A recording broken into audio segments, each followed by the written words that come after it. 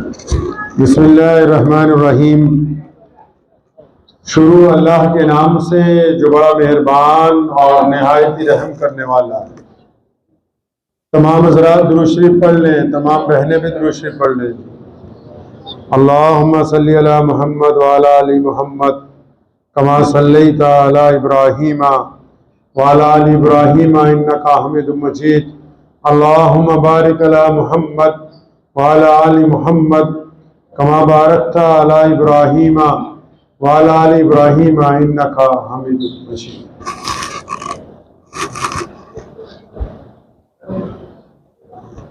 अल्लाह ताला के प्यारे नबी हज़रत मोहम्मद रसूलुल्लाह सल्लल्लाहु ताला अलैहि वसल्लम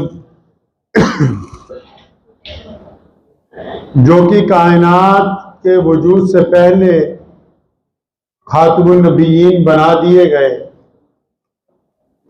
लेकिन जिस दिन अल्लाह ताला ने ये हुक्म फरमाया ना कि अब लोगों को बताओ कि आप अल्लाह के रसूल हैं, खातमुन नबीयीन हैं, आखिरी पैगंबर हैं, तो हमारे और आपके प्यारे नबी हज़रत मोहम्मद रसूलुल्लाह सल्लल्लाहु अलैहि वसल्लम ने सबसे पहले हमारी माँ अम्मी खदीजतुल कुबरा रज़ी अल्लाह ताला अन्हा को जाके ये खबर सुनाई कि मैं अल्लाह की तरफ से पूरी दुनिया के इंसानों के लिए पैगंबर बना के भेजा।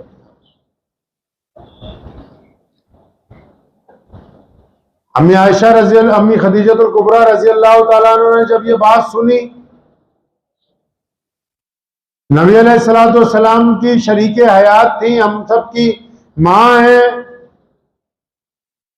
जब ये बात सुनी तो नबी अलैहिस्सलातु वस्सलाम के इस ऐलान बरहक पर कायनात में सबसे पहली जो तस्दीक किसी की तरफ से हुई है और सबसे पहला जो ऐलान के साथ जो ताउन सबसे पहला किया गया और इस ऐलान के साथ ये किसी की तरफ से कहा गया कि कोई आपके साथ हो या ना हो, या रसूलल्लाह मैं आपके साथ हूं, तो ये अगर कारनामा कायनात में सबसे पहले किसी ने अंजाम दिया तो मोहम्मद रसूलुल्लाह सल्लल्लाहु अलैहि वसल्लम की ज़ौजा ने, एक खातून ने, कायनात में एक ऐसी उलुल आज़म औरत ने अदा किया है जिसको हम सब लोग उम्मुल मोमिनीन हज़रत खदीजतुल कुबरा रज़ियल्लाहु अन्हा।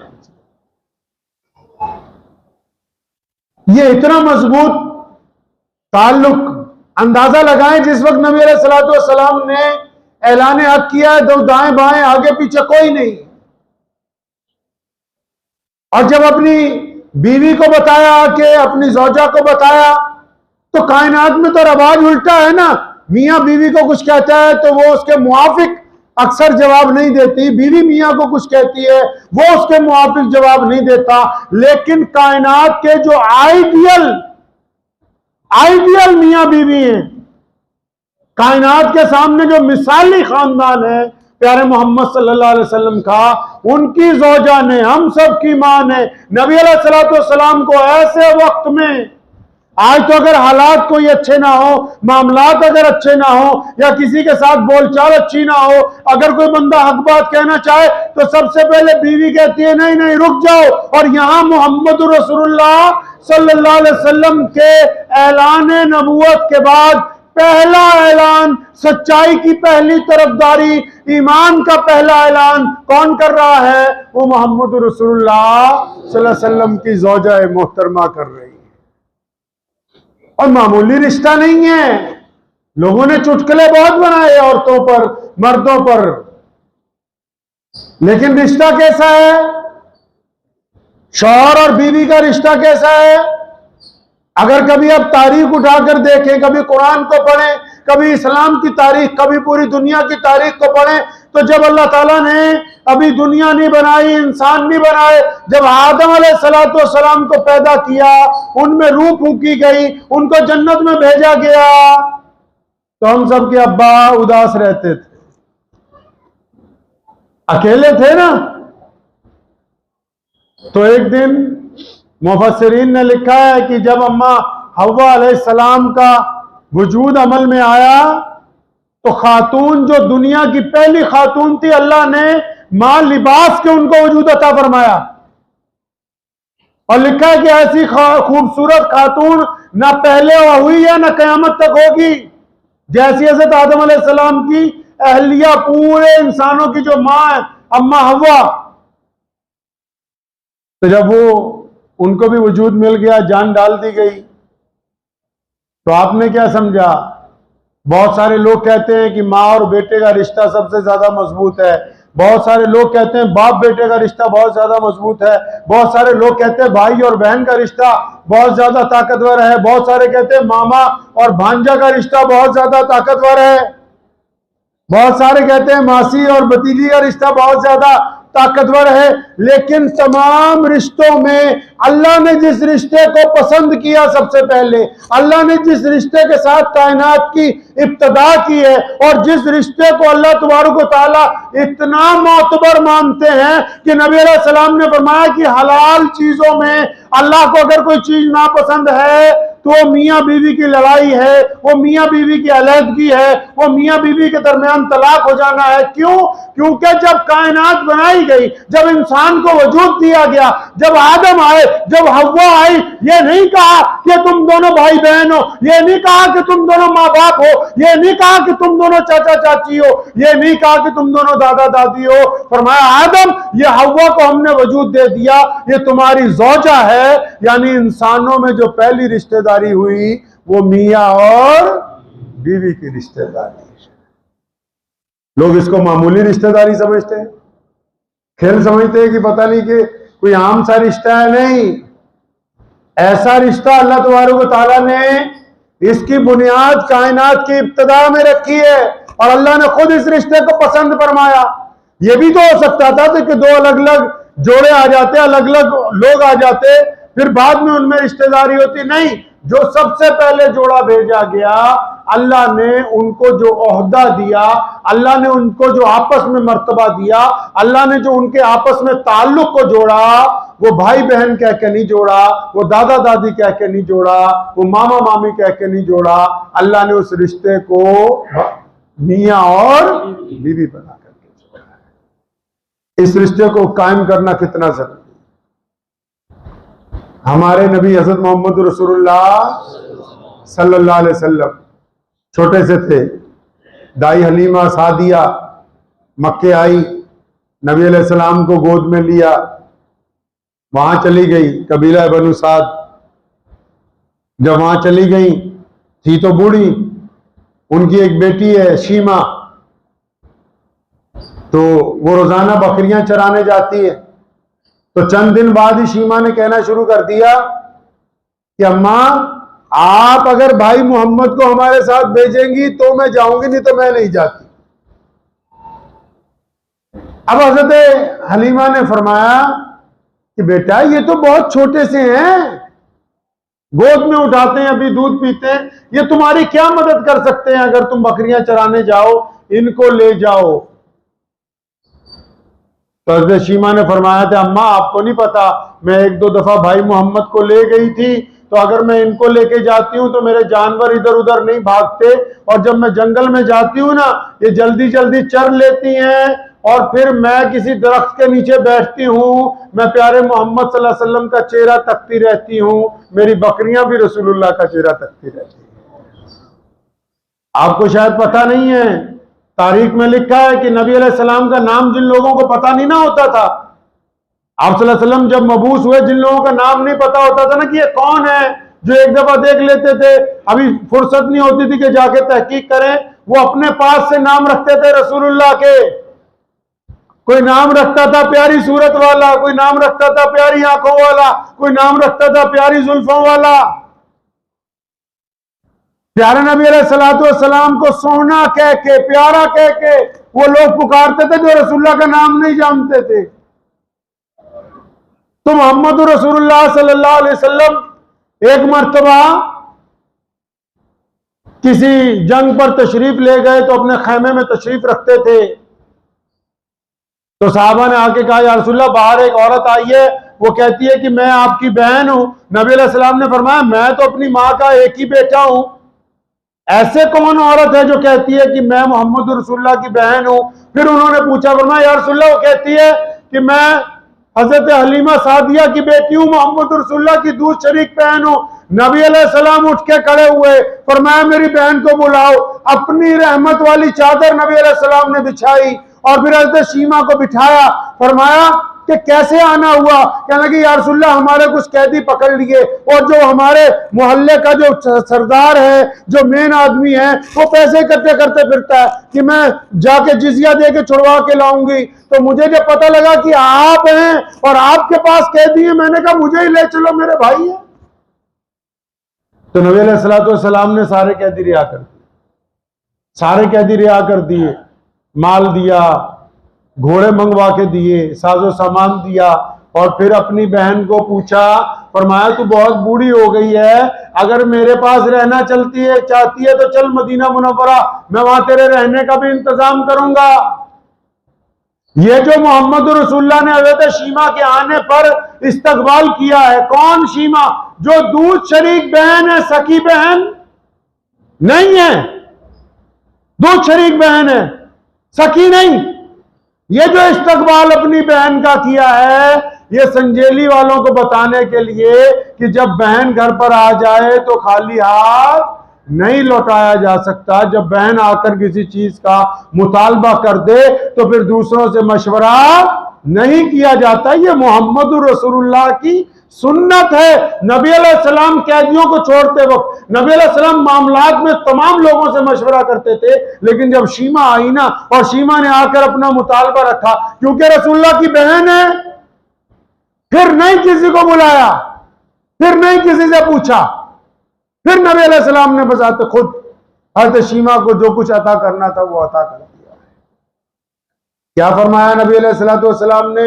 मेंबर पर बैठे हैं, खिताब कर रहे हैं, एक बूढ़ी औरत सामने मस्जिद नबवी के आ गई। नबी अलैहिस्सलाम मेंबर से उतरे, तेज तेज कदम उठाते उसके पास जाते हैं। सहाबा हैरान है कि जो औरत आई है इसके कपड़े भी कीमती नहीं, देखने में किसी बड़े खानदान की नहीं लगती, क्या बात हो गई कि खातमुन नबिय्यीन मेंबर से उतरे, सीधा उस खातून के पास, उसने कंधे पे हाथ रखा, पूछा बेटा क्या हाल है? नबी अलैहिस्सलाम आप दीदा हो गए। फरमाया अम्मा ठीक हूं, आप तशरीफ लाएं। आप सल्लल्लाहु अलैहि वसल्लम ने आवाज लगाई है अबू बकर को, उमर को, बिलाल को कि आओ मेरी मां आई है। मां भी कौन सी?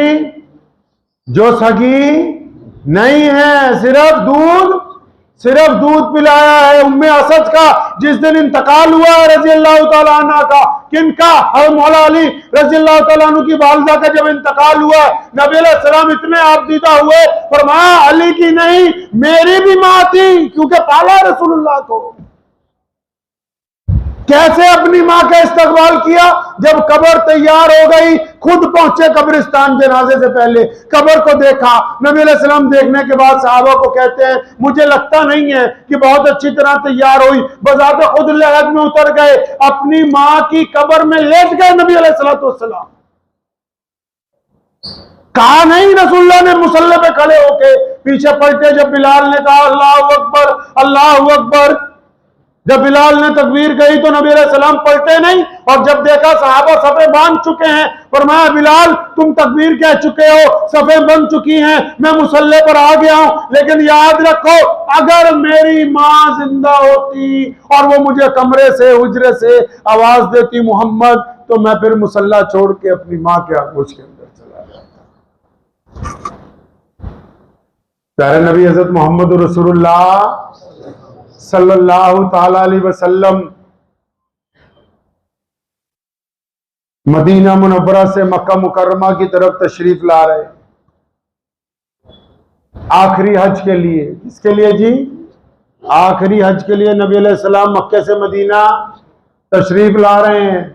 1,24,000 सहाबा साथ में। कितने? 1,24,000 सहाबा साथ में। कितना बड़ा मजमा होगा, कितने किलोमीटर में फैला हुआ होगा। लेकिन जब मक्के की तरफ चल रहे, रास्ते में बस्ती आई, वहां एक पहाड़ है अबुआ नाम का। नबी अलैहिस्सलाम ने अचानक बिना किसी को बताए हुए अपनी ऊंटनी अबुआ पहाड़ की तरफ मोड़ ली। इस वाक्य से पहले जब नबी अलैहिस्सलाम 6 साल के थे, कितने साल के जी?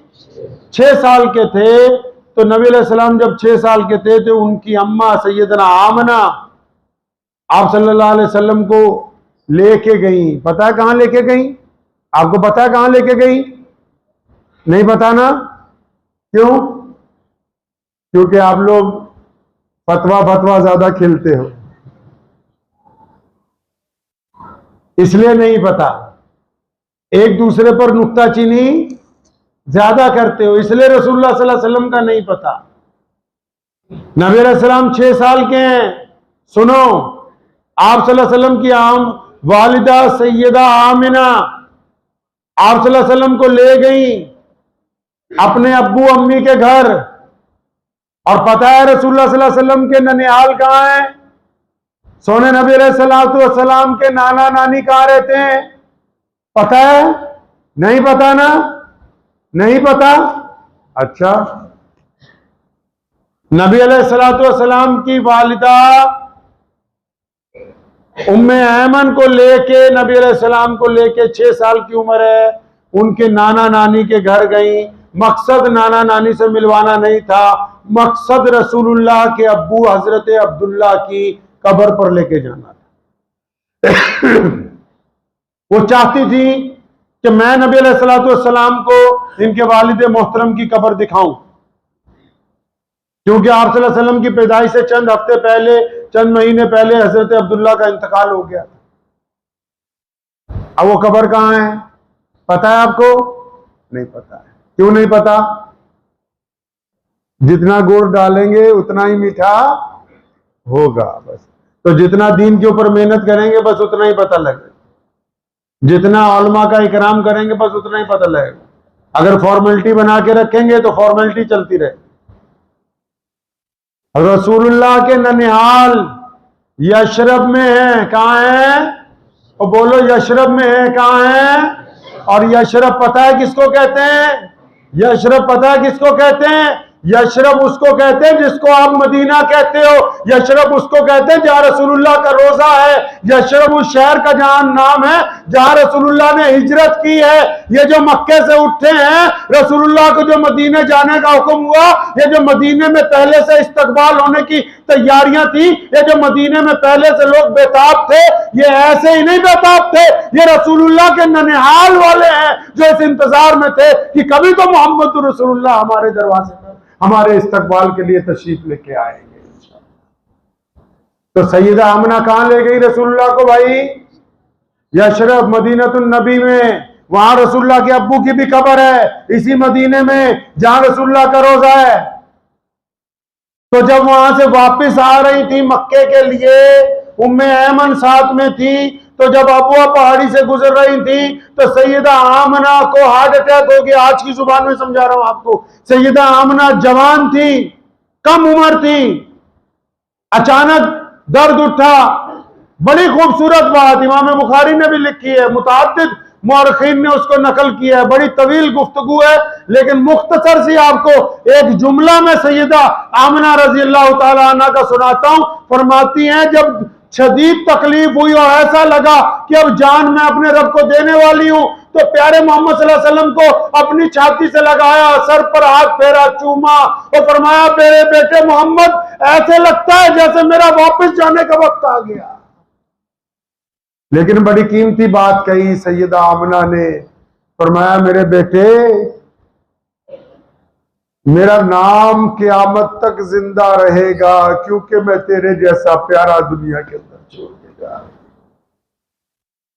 क़यामत तक फरमाया मेरा नाम जिंदा रहेगा, क्योंकि मैं मोहम्मद जैसा बेटा, मोहम्मद रसूलुल्लाह सल्लल्लाहु अलैहि वसल्लम को दुनिया में छोड़ के जा रही हूं। अब जब हज्जतुल विदा है, नबी अलैहि सलाम मक्के से चल पड़े मदीने के लिए। वो 6 साल के थे। कितने साल के? 6 साल के। अब जब चले हैं तो कितने साल के? 63 साल के। कितने साल के जी? 63 साल के मोहम्मद मक्के से, मदीने से मक्के चल रहे हैं। लेकिन जब अबुआ पहाड़ आया तो रसूलुल्लाह ने अपनी ऊँटनी की मुहार उस पहाड़ की तरफ मोड़ ली, तमाम लश्कर रुक गया और प्यारे मोहम्मद सल्लल्लाहु अलैहि वसल्लम अपनी मां की कब्र के पास ऊंटनी से उतरते हैं और फिर अपनी माँ की कब्र के पास बैठ जाते हैं। मुअर्रिखीन ने लिखा है नबी अलैहिस्सलाम 6 साल के बच्चे की तरह आप सल्लल्लाहु अलैहि वसल्लम की आंखों से आंसुओं का झरना जारी हो जाता है और बार बार कहते अम्मा मैं 6 साल का था, तू मुझे छोड़ के नहीं चली गई थी। लिखा है मुअर्रिखीन ने रसूलुल्लाह इतना आप दीदा हुए, इतना रसूलुल्लाह सैयदा आमना को अपनी माँ को याद करके इतना रसूलुल्लाह रोए, दोनों जो घुटने नबी अलैहिस्सलाम ने जब खड़े किए अपना सर उन पर टिकाया और रोते ही रहे। जब बहुत ज्यादा वक्त हो गया तो वही गार वाला दोस्त, वही बदर वाला दोस्त, वही हिजरत वाला दोस्त, कौन? सैयदना अबू बकर सिद्दीक रज़ियल्लाहु ताला अन्हु रसूलुल्लाह को जफ्फी डाली और क्या पूछा, या रसूलुल्लाह क्या हुक्म है, कुर्बान जाऊं मुहम्मदुर रसूलुल्लाह पर। अगर माओ का एहतराम सीखना हो तो रसूलुल्लाह की जिंदगी से सीखो, अगर बीवी के साथ मामला सीखना हो तो रसूलुल्लाह की जिंदगी से सीखो, अगर बहन का इकराम सीखना हो तो रसूलुल्लाह की जिंदगी से सीखिए। अबू बकर ने पूछा, या रसूलुल्लाह क्या हुक्म है, कुर्बान जाऊं मोहम्मद रसूलुल्लाह पर। आप सल्लल्लाहु अलैहि वसल्लम ने अपना चेहरा अनवर ऊपर नहीं उठाया बल्कि हिचकियों के साथ फरमा दिया, अबू बकर आज की रात तो मैं यही अपनी मां के पास आराम करूंगा, आज यही रुकेंगे। आज मोहम्मद रसूलुल्लाह अपनी मां के कब्र के पास बिस्तर लगाया जाएगा। क़यामत तक के लोगों को बताना था ना कि मां और बाप ऐसी नेमत हैं कि ये दोबारा हासिल होने वाले हैं नहीं। ये नेमत है गैर मुरक्कबा, ये नहीं मिलती बार बार। ये जो अल्लाह तबारक व तआला ने अता फरमा दी, जोड़े ऊपर नहीं बनते, ऊपर ये तय होता है कि औलाद किसके यहां पैदा होगी, कौन इसका मां बाप होगा। मां बाप बनते हैं, अल्लाह के दफ्तर में मां बाप का नाम लिखा जाता है, ताकि ये ऐसी नेमत है जो अल्लाह तबारक व तआला ने एक दफा अता कर दी तो ये फिर दोबारा मिलती नहीं अगर खोई जाए। नबी अलैहिस्सलाम ने अपने घर के अंदर क्या मामला किया, आप सल्लल्लाहु अलैहि वसल्लम अपने घर के अंदर कैसे मामला करते हैं। अम्मी आयशा रज़ियल्लाहु ताला अन्हा फरमाती, जब घर में तशरीफ लाते थे तो आप सल्लल्लाहु अलैहि वसल्लम हमारा हाथ बटाते थे। आप सल्लल्लाहु अलैहि वसल्लम ने ता जिंदगी हजरत आयशा रज़ियल्लाहु ताला अन्हा समेत जितनी उम्महातुल मोमिनीन है किसी को नहीं डांटा, किसी को नहीं डांटा। लेकिन जो हमारी माएँ हैं ना उम्मत की, जो उम्मत की माएँ हैं ना, उन्होंने मोहम्मद रसूलुल्लाह सल्लल्लाहु अलैहि वसल्लम का हर कदम पर साथ दिया है। हिजरत के वक्त भी जब ऐसा मौका था कि कुछ लोगों को पीछे चंद दिन रहना था, कुछ लोगों को पहले जाना था, बदर में भी, ओहद में भी, कहत में भी, फाके में भी, बीवी और मियां तो तब पहचाने जाते हैं जब बीवी बीमार हो, तब मियां पहचाना जाता है कि इसका चेहरा क्या कहता है, और जब शौहर के पास पैसे ना हो तब बीवी पहचानी जाती है कि इसका रवैया कैसा है। नबी अलैहिस्सलाम ने तमाम मामलात में आप सल्लल्लाहु अलैहि वसल्लम की अगर आप जिंदगी पढ़ेंगे तो आप सल्लल्लाहु अलैहि वसल्लम ने खानगी मामलात जो हैं, घरेलू मामलात जो हैं, उनको इतना खूबसूरत लोगों के सामने पेश किया है कि अगर आप सीरतुन नबी सल्लल्लाहु अलैहि वसल्लम के इस पहलू को पढ़ें कि अपनी बीवी के साथ वक्त कैसे गुजारना है, बच्चों के साथ वक्त कैसे गुजारना है। हम लोगों ने असल में दीन को इबादत समझा है। नबी अलैहिस्सलाम बच्चों के साथ खेलते भी हैं। नबी अलैहिस्सलाम तो आज के टाइम में आप जिम बोल दीजिए, उस दौर के लिहाज से लोग जो तीरंदाजी करते हैं और जो बाहर खड़े होकर मैदान में कुश्ती करते हैं, मोहम्मद रसूलुल्लाह तो उनको भी ज्वाइन करते हैं। मोहम्मद रसूलुल्लाह तो बेवाओं के घर की खबरगिरी भी करते हैं। मोहम्मद रसूलुल्लाह तो अम्मी खदीजतुल कुबरा के विसाल के बाद उनकी जब सहेलियां मिलने के लिए आती उनका भी इकराम करते हैं। मोहम्मद रसूलुल्लाह तो अपने चचाओं का, अपनी फूफियों का, अपने अकीज़ो अकारिब का जब भी कोई घर आता है तो उनको बगैर हदिये के वापस नहीं लौटाते। मोहम्मद रसूलुल्लाह सल्लल्लाहु अलैहि वसल्लम तो लोगों को मुस्बत लाए अमल की तलकीन करते हैं।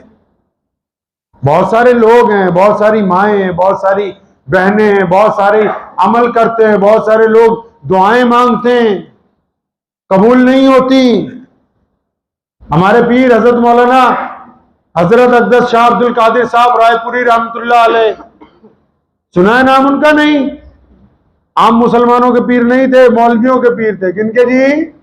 मौलवियों के। शेख जकरिया के पीर, कारी तैयब साहब मोहतमिम दारुल उलूम देवबंद के पीर, पीर जी तला साहब के पीर, मुफ्ती मुजफ्फर हुसैन साहब के पीर, आम पीर नहीं थे।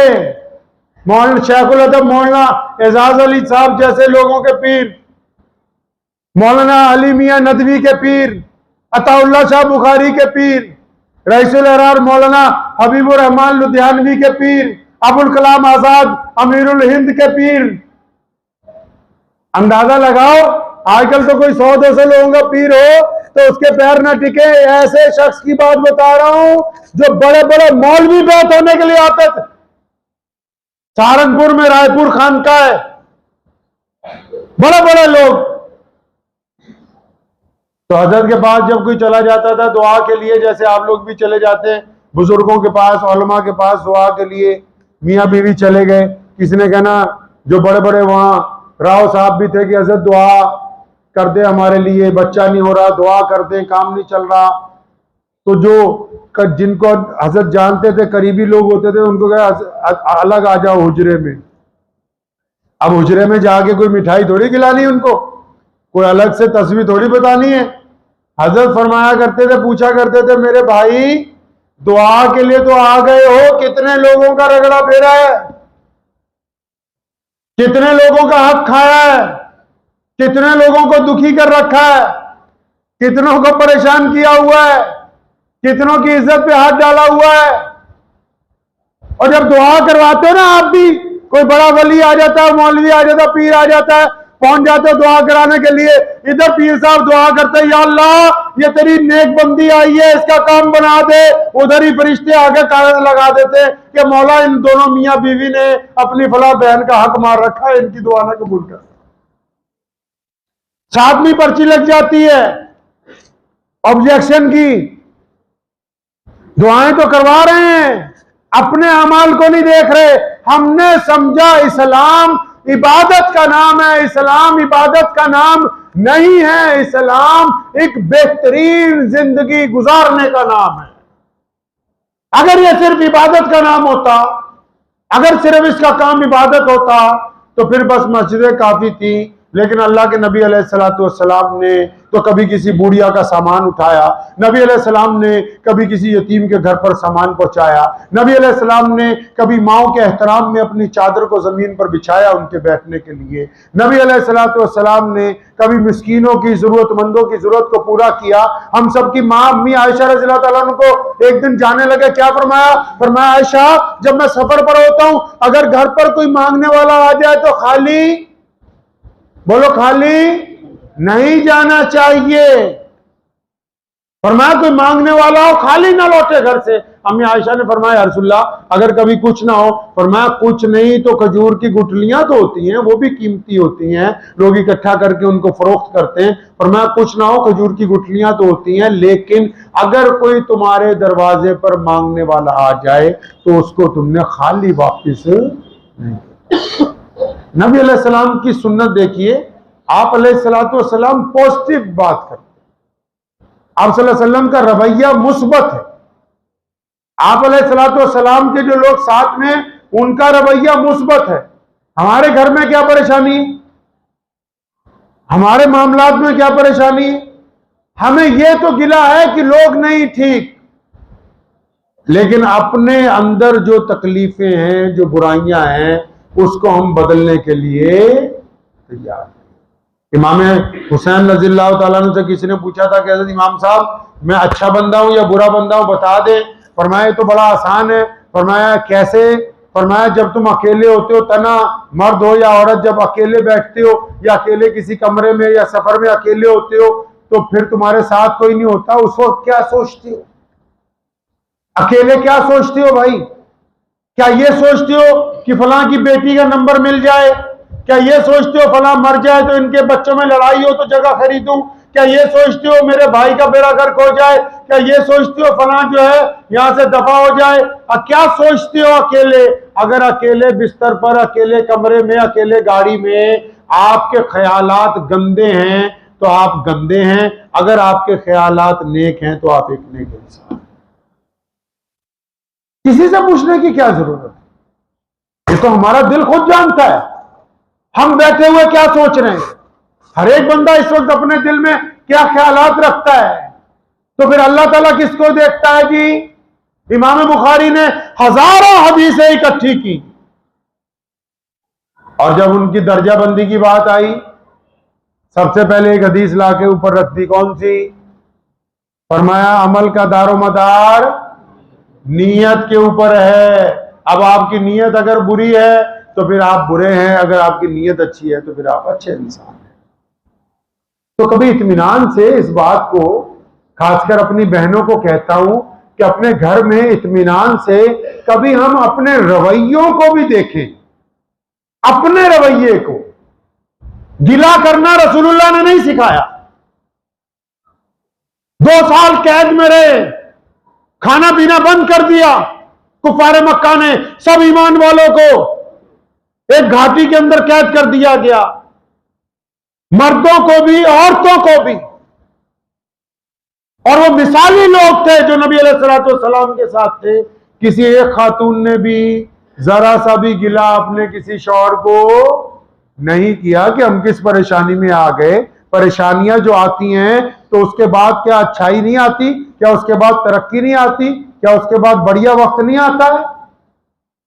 नबी अलैहिस्सलाम ने क्या हमें यह तलकीन नहीं दी कि हम अपने घर के अंदर अपना रवैया मुस्बत रखें? क्या हमारा घर में रवैया अच्छा है? दीन कहां से शुरू होता है? बहुत सारे लोग दीन मजमे में शुरू करना चाहते हैं, बहुत सारे लोग दीन को बाहर सड़क से शुरू करना चाहते हैं, बहुत सारे लोग दीन को सड़क से दूसरों को मिलने के शुरू करना चाहते हैं। लेकिन दीन की इब्तिदा कहां से होती है जी? अपने आप से। कहां से होती है? अपने आप से होती है। हम लोग अभी एक जलसे में थे, है थोड़ी सी मजाहिया बात लेकिन आपको सुना देता हूं। तो वहां गुफ्तगू चल रही थी तो एक साहब बैठे हुए थे, तो मैंने उनको बोला तबलीग अब घर जाओ, जो बातें आपको समझाई हैं तो इंशाल्लाह घर पे शुरू करेंगे। इंशाल्लाह जी आप करेंगे घर से? घर में कहां से शुरू करेंगे?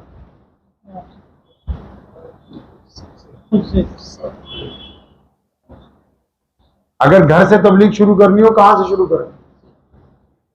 माशाअल्लाह। तो मैं जलसे में था अभी, तो हमारे यहाँ आगामपुर एक जगह है पंजाब में, तो उनको बोला भाई घर से तबलीग शुरू करनी, कहां से शुरू करेंगे? तो नया दूल्हा सामने बैठा था, कहने लगा मैं अपनी बीवी से शुरू करूंगा। तो मैंने उसे कहा, मैं कहा मुझे ऐसे लग रहा है जैसे तू खुद भी पिटेगा और हमको भी। एक बंदा ना यमन में रहता था, तो उसकी बीवी बड़ी सख्त थी, किसी जिम्मेदार की बेटी थी, बड़ी सख्त थी। तो एक दिन उसने तंग आके अपनी बीवी को कहा कि तेरी शिकायत हज़रत उमर रज़ियल्लाहु अन्हु से लगाओ। उमर कौन? मुसलमानों के उस वक्त अमीर थे, मुसलमानों के बादशाह थे, उस वक्त अमीरुल मोमिनीन थे। अब वहां से चला, दोपहर के वक्त मस्जिद नबवी में पहुंचा तो मस्जिद खाली थी, नमाज हो चुकी थी। लोगों से पूछा अमीरुल मोमिनीन कहाँ है? तो कहा जी वो तो इस वक्त घर चले जाते हैं। अरब में आज भी रवाज है, आप कभी दोपहर को वहां देखेंगे तो दोपहर में वहां तमाम मामलात बंद हो जाते हैं, लोग 2-3 घंटे असर तक अपने अपने घरों में होते, गर्मी की वजह से। अच्छा जल्दी थी, जैसे आप लोगों को भी जल्दी होती माशाल्लाह बहुत, तो उनको भी जल्दी थी। तो उन्होंने सोचा चलो अमीरुल मोमिनीन है, इनका तो काम ही मेरी हम लोगों की बातें सुनना है, तो घर ही पहुंच गया। तो उसने जाके दरवाजा खटखटाया, कहा अस्सलामु अलैकुम या अमीरुल मोमिनीन। तो अंदर से हजरत उमर ने अभी जवाब देना था, तो हजरत उमर की बीवी ने हजरत उमर को कहा कि ले ये पतंदर पीछे ही आ गए, तूने काम यही पकड़ रखा है 24 घंटे, ये पीछे ही आ गए, 2 वक्त के लिए रोटी भी नसीब नहीं, सुन ले नहीं कि सुन ले तू। अब 2-4 जब जली कटी उन्होंने सुनाई, हजरत उमर रज़ियल्लाहु अन्हु हंसते रहे। तो कहने लगे भली मानस अगर तू कहे तो मैं इसकी भी बात सुन लूं। तो फरमाया अच्छा सुन लो। बताता खुद बहुत बड़ी उलुल आज़म खातून थी रज़ियल्लाहु ताला, फरमाया चलो सुन लो। हज़रत उमर ने दरवाजा खोला तो जो यमन से शिकायत लेके आया था ना, वो वापस जा रहा है तेज तेज। अब उसको आवाज मारी, रुक जा मेरे भाई रुक जा, क्या बात है? वो फरमाया नहीं नहीं, मेरे वाली तुम्हारे वाली से थोड़ा ठीक है, तुम्हारे हालात ज्यादा खराब। तो हज़रत उमर रज़ियल्लाहु ताला ने समझ गया उसकी बात, थोड़ा तेज गए, उसको पकड़ा, दोनों कंधों से पकड़ा, अपने सामने खड़ा किया। बड़ी खूबसूरत बात कही, प्यारी बात कही। फरमाया मेरे बच्चे, जब हम घर आते हैं तो अल्लाह ने जिनको हमारे जिम्मे रखा है, जो हमारी बीवियां हैं, इनके पास मोहब्बत बयान करने के लिए, गिला बयान करने के लिए, तकलीफ बयान करने के लिए, तमाम रिश्तों में सिर्फ एक ही रिश्ता कुर्बत का है, वो उसके शौहर का है।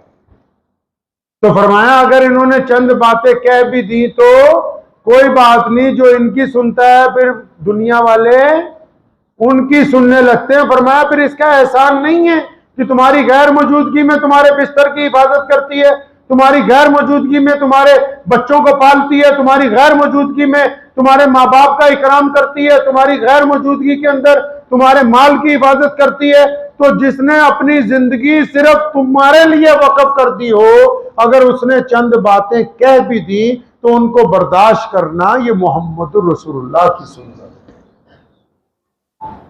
अब जब ये वाकया मैंने बयान किया ना, तो हमारे यहाँ एक डॉक्टर साहब है, उनका नाम है असगर खान, तो वो और उनकी बीवी तकरीर सुन रहे थे, तो उनका मुझे दूसरे दिन फोन आ गया। पर मैं जब से इसने तकरीर सुनी है, अब ये तो मेरे पे मुसल्लत ही हो गई कि मौलवी साहब ने कहा है तू ही सुन।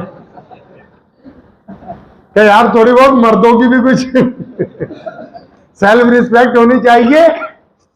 तो मोहम्मद रसूलुल्लाह सल्लल्लाहु अलैहि वसल्लम ने उसके बारे में उम्मत की बेटियों को सबक दिया, उम्मत के नौजवानों को, मर्दों को तो इकराम का हुक्म दिया, सुनने का हुक्म दिया, दर्स दिया रसूलुल्लाह सल्लल्लाहु अलैहि वसल्लम ने। आप तमाम अहादीस की किताबें पढ़ लें, प्यारे नबी अलैहिस्सलाम ने, हमारी जितनी माएँ थी, नबी अलैहिस्सलाम ने कभी किसी के साथ ऊंची आवाज में भी गुफ्तगू।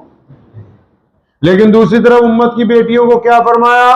फरमाया जिसका शौहर उससे राजी है उसी की नमाज अच्छी है, जो शौहर से गिला ना करे, सारे खानदान में पीटती फिरे, तो फिर वो जितनी मर्जी नमाजें पढ़ती रहे, वो नमाज कबूल होने वाली नहीं है। बीवी शौहर से 10,000 गिले कर दे, फिर मुसल्ले पर जाए, अपने रब से मांगे, वो तमाम गिले भी मंजूर हैं, दुआ भी मंजूर है, लेकिन अपने और अपने शौहर की पर्दादारी को पूरे मोहल्ले में, खानदान में बेपर्दा करने के बाद फिर जब मुसल्ले पर बैठती है तो कोई दुआ कबूल भी नहीं हो सकती।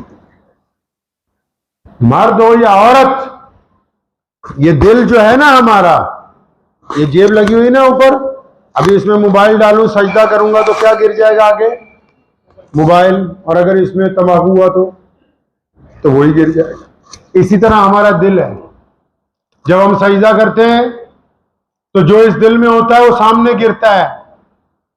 गंदगी होती है तो वो गिरती है, जिना का इरादा होता है तो वो गिरता है, ठगी का इरादा होता है तो वो गिरता है, बेईमानी का इरादा होता है वो गिरता है, बदनजरी का इरादा होता है तो वो गिरता है। अब बाहर से तो वजू कर लिया, जब तक अंदर से पाकी नहीं होगी तब तक तो मामला हल होने वाला नहीं है। ये तरबियत मिलनी कहां से? ये तरबियत कौन देगा आपको?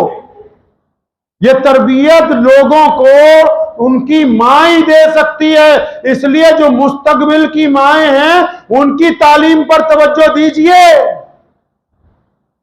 प्यारे नबी अलैहिस्सलाम ने फरमाया कि इल्म हासिल करना फर्ज है। क्या फरमाया? फर्ज है। किस पर फर्ज है? लड़कों पर नहीं, लड़कियों पर नहीं, फरमाया हर फर्द पर, लड़का हो या लड़की हो, इल्म हासिल करना फर्ज है। इसके बगैर गुजारा नहीं हो सकता। अब कल को मैदान करबला में जिन लोगों ने शहादतें दी थी वो किस मदरसे से पढ़े हुए थे? उनके पास कौन सी डिग्री थी? बदर में जो थे उनके पास कौन सी डिग्री थी? उनके घर की तरबियत थी।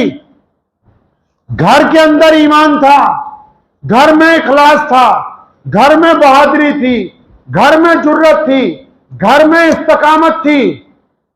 अब जब घर में बुज़दिली होगी, घर में अंदेशे होंगे, घर में अगर बेबसी होगी, तो वो बच्चा जो है कमजोर हो जाएगा, वो बेटी कमजोर हो जाएगी, जिसने कल को माशरे के अंदर, समाज के अंदर, सामाजिक व्यवस्था में लोगों को एक खूबसूरत समाज देना है। वो सारे के सारे बच्चे कमजोर हो जाएंगे।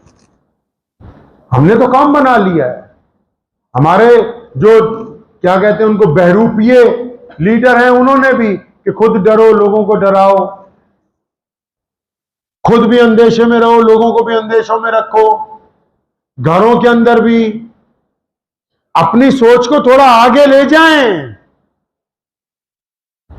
और घर में जितनी खवातीन है वो ये ना समझें कि सिर्फ नमाज ही, जब बर्तन हमें हंडिया में सालन डालना है तो कभी किसी मौलवी से पूछ लो कि रसूलुल्लाह को क्या खाना पसंद था। जब मकान बनाना है तब भी किसी मुल्ला को जाके पूछ लो कि रसूलुल्लाह कैसा मकान चाहते हैं। कि यहां पर दीन याद नहीं रहता, यहां पर दीन याद नहीं आता। कपड़े पहनने हैं तब भी रसूलुल्लाह सल्लल्लाहु अलैहि वसल्लम को पूछो कि कैसा लिबास पहनना हमें चाहिए। बनना संवरना है तब भी मोहम्मद रसूलुल्लाह की जो उम्महातुल मोमिनीन हैं, जो हमारी माँ हैं, उनसे पूछो कि एक औरत को किस हद तक बनना संवरना है। अल्लाह ने तुम्हें दौलत इसलिए नहीं दी है कि इसको अय्याशी के अंदर खर्च करो, ये इसलिए अल्लाह ने अता फरमाई है कि अल्लाह के गरीब बंदे, चाहे वो किसी भी मजहब से ताल्लुक रखते हो, चाहे वो किसी भी धर्म से उनका संबंध रखते हो, अल्लाह ने आपको पैसे इसलिए दिए हैं क्योंकि आपका पड़ोसी भूखा ना सोए। अल्लाह ने आपको दौलत इसलिए दी है कि तुम्हारे सगे रिश्तेदार भीख का कटोरा लेके ना जाए। ये दीन सिर्फ नमाज पढ़ने का नाम नहीं है। किसने समझाया कि ये दीन सिर्फ नमाज पढ़ने का नाम है? नमाज पढ़ने का नाम दीन नहीं है। हम लोग अक्सर प्रोग्रामों में जाते हैं, अभी आपके यहां भी नाश्ता किया, अभी कहीं खाना खाने ले जाएंगे मौलाना। कभी पूछा है किसी मौलवी को कि खाना खाना कौन सा सुन्नत है? क्या सुबह, दोपहर, शाम हर वक्त गोश्त खाना सुन्नत है? पूछो। मुफ्ती बुरहान साहब भी आए हुए हैं, तशरीफ रखते हैं। नहीं, हर वक्त गोश्त खाना सुन्नत है। इस्लाम का नाम ही गोश्त रख दिया गैर मुस्लिमों के नजदीक। गैर मुस्लिम समझते हैं कि सिर्फ गोश्त खाने वाले ही मुसलमान हैं। क्या रसूलुल्लाह ने रोजाना तीनों वक्त गोश्त खाया है? क्या नबी अलैहिस्सलाम को मोटा अनाज पसंद नहीं था? क्या नबी अलैहिस्सलाम सब्जियों को पसंद नहीं करते थे? क्या नबी अलैहिस्सलाम की महबूब गिज़ा में दही, दही और दूध नहीं था? ये पूछो तो सही जाके कि मोहम्मद रसूलुल्लाह कौन सा खाना खाना चाहते हैं। हम तो उस खाने की बात ही नहीं करते। हमने अपने पास से एक आइडियल बनाया, अपने पास से ये बात तय कर ली कि हमने तो 24 घंटे गोश्त ही खाना है। अच्छा, फिर जिस जानवर का गोश्त खाना है उसी जानवर की आदतें भी तो अपनानी है ना। आएंगी आदतें, नहीं आएंगी? आप लोग खेती करते हैं? खेती जिम्मेदार हैं आप? हाँ, भैंसा जो होता है, अगर वो जो दो होते हैं, दोनों को एक जगह बांध सकते हैं? नहीं बांध सकते। क्यों? क्योंकि वो लड़ पड़े। अच्छा, जो सुबह शाम दोपहर खाई गोश्त रहे, उनमें कोई आदत नहीं आएगी? प्यारे नबी अलैहिस्सलातु वस्सलाम ने फाका किया। और आपको बताऊं, नबी अलैहिस्सलाम के फाके इख्तियारी हैं। अल्लाह चाहते, फरमाया आयशा अगर मैं चाहूं तो ये ओहद के पहाड़ सोने और चांदी के बन के मेरे साथ चला करें। इख्तियारी हैं, ताकि उम्मत को सबक देना कि जब कभी फाका आ जाए तो ईमान न डर हिला देना। अगर फाका आ जाए तो किसी के आगे भीख का कटोरा लेके खड़े मत हो जाना। एक सहाबी आए, या रसूलुल्लाह मेरे पास कुछ नहीं, मुझे कुछ दीजिए। और रसूलुल्लाह के दरवाजे पर कौन कौन आया? जितने आए सबको दिया, खाना दिया, कपड़े दिए, सवारियां दी। लेकिन जब अपना सहाबी आया, जब बाहर से लोग आए तो सब कुछ दिया, जब अपना सहाबी आया तो अपना साहबी आया तो क्या फरमाया, क्या या रसूलल्लाह कुछ दो, फरमाया नहीं तेरे पास क्या है, या रसूलल्लाह कुछ नहीं, कुछ तो होगा, या रसूलल्लाह कुछ भी नहीं, कुछ तो होगा, या रसूलल्लाह बस ये एक चादर है, फरमाया यही ला, चादर ही दे दे। माओ बहनों को कहता हूं कि जब वक्त कभी परेशानी का आ जाए, उस दौर की बात समझा रहा हूं तुम्हें। तो जब वो चादर नबी अलैहिस्सलाम के हाथ में आई तो मैली चादर थी, कोई ज्यादा कीमती नहीं थी। आप सल्लल्लाहु अलैहि वसल्लम ने फरमाया कौन है जो इस चादर की कीमत दे। एक साहबी ने कहा या रसूलल्लाह 1 दिनार देता हूं। फरमाया नहीं कम है। एक ने फरमाया 2, फरमाया ये ठीक है। चादर तो वो ना 2 दिनार की थी ना 1 की, क्योंकि रसूलल्लाह के हाथ में, इसलिए उसकी बोली लग गई। चादर उसको दे दी, पैसे ले लिए और नबी अलैहिस्सलाम ने वो पैसे उस बंदे को दिए। फरमाया जाके खाना खरीदो घर वालों के लिए और 1 दिनार की कुल्हाड़ी लाओ। कुल्हाड़ी लाया, अपने हाथ से उसमें दस्ता लगाया, फरमाया लकड़ियां काटो, मंडी में बेचो, हाथ नहीं फैलाना है, हाथ नहीं फैलाना है। और मुसलमानों को इधर क्या कह रहे हैं,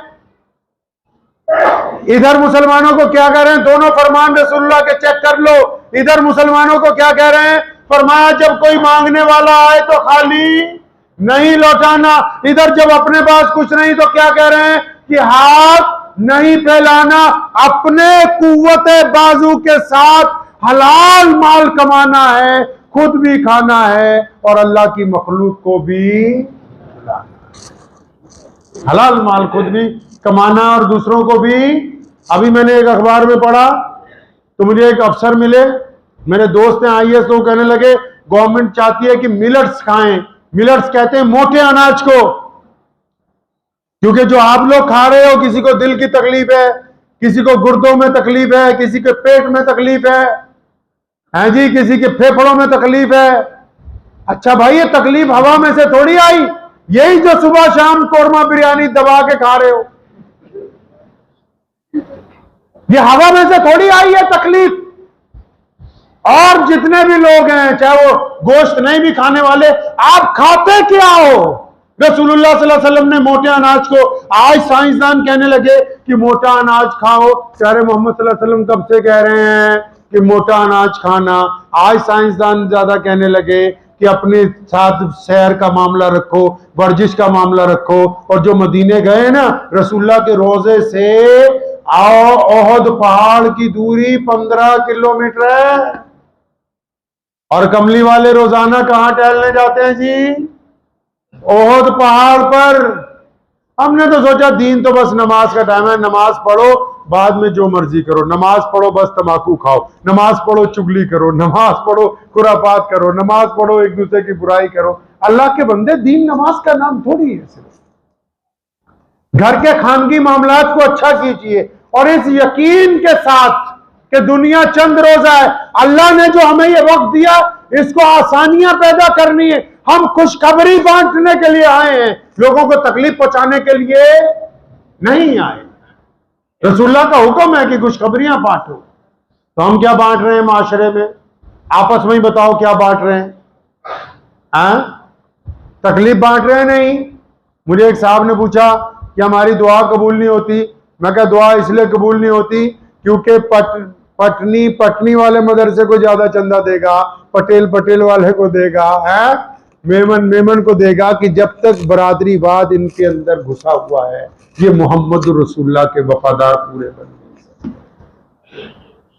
नबी अलैहिस्सलातु वस्सलाम ने एक ही बात तो दुनिया से खत्म की, फरमाया सारे अल्लाह के बंदे बराबर। हम क्या कर रहे हैं अल्लाह के बंदों के साथ? हम तो अल्लाह के बंदों को बांटना चाहते हैं, अल्लाह के बंदों में नफरत चाहते हैं। नहीं।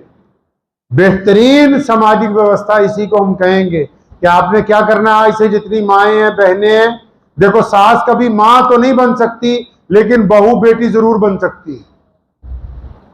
सास भी कोशिश करे तो शायद बन जाए, लेकिन बहू बेटी एक अच्छी बन सकती है।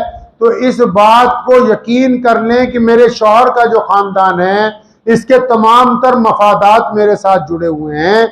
मैंने अपने रब के ऊपर यकीन रख के रसूलुल्लाह की सुन्नत के मुताबिक इनको इस तरह दीनी तालीम के साथ, इनको दीनी मामलात के साथ संवारना है कि इनकी आखिरत भी संवर जाए और मेरी आखिरत भी कर लेंगे इंशाअल्लाह। इस काम को करने के लिए एक काम सबसे पहले करना पड़ेगा। जैसे नमाज पढ़ने के लिए वजू करना पड़ता है ना, तो इस काम को करने के लिए सबसे पहले अपनी जुबान को कम इस्तेमाल करना, शिकवे से रोकना होगा अपनी जुबान। जितनी बातें करनी है अल्लाह से किया करें, जितनी बातें करनी है फिर अल्लाह के बाद अपने शौहर से किया करें। जितनी गुफ्तगू गिले शिकवे करने वो मुसल्ले पर बैठकर किया करें, लोगों के नहीं, लोगों के रवैयों को छोड़ दें। आप जिनको ये समझाना चाहती हो ना कि मैं अच्छी हूं, उनको क़यामत तक समझ नहीं आने वाला है, उनको नहीं क़यामत तक समझ आने वाला। अगर आपका दिल मुतमईन है कि मैं एक अच्छी खातून हूं, मेरा मामला अपने रब के साथ दुरुस्त है, फिर लोगों की कोई परवाह नहीं है। लेकिन इश्क दो तरह का होता है। कितनी तरह का इश्क होता है जी? आप लोग भी सारा दिन यूट्यूब पे गाने सुनते रहते हो। इश्क जो है दो तरह का होता है, एक इश्क हकीकी और एक इश्क मिजाजी। क्या? इश्क हकीकी जब बंदा अल्लाह से लौ लगाता है ना, नबी अलैहिस्सलाम की इताअत करता है, तो फिर पूरी दुनिया के सामने मोहब्बत का दरवाजा खोल देता है। और इसके मिजाजी तो बस किसी एक औरत से या किसी एक मर्द से या किसी को बच्चे से, किसी को अपनी गाड़ी से, किसी को अपनी नमाज से, मस इसके मिजाजी तो हुआ है जो एक चीज से हुआ। इसके हकीकी जब होता है तो बंदा गुस्सा छोड़ देता है, नाराजगियों को छोड़ देता है और लोगों के साथ अपने रवैये को अच्छा कर, तो करेंगे इंशाअल्लाह ताला। अपने रब के साथ लौ लगानी लगा लेंगे इंशाअल्लाह। तो दुआ भी कीजिए। वक्त भी हो गया असर की नमाज का। हम लोग असल में बहुत लेट हो गए, ट्रेन देर से पहुंची 4-5 घंटे। दुआ गो हूं कि संजेली में जितने भी लोग रहते हैं, जितनी हमारी माएँ बहनें बेटियां हैं, वो दीन पर तो पाबंद रहेंगी, लेकिन सबसे पहले अपने किरदार को, अपने मामलात को, अपने घर को खूबसूरत बनाएंगी। अल्लाह ताला इस पे अमल की तौफीक अता फरमाए। हजरत की गाड़ी हो गई थी, इस बिना पर उलमा की मजलिस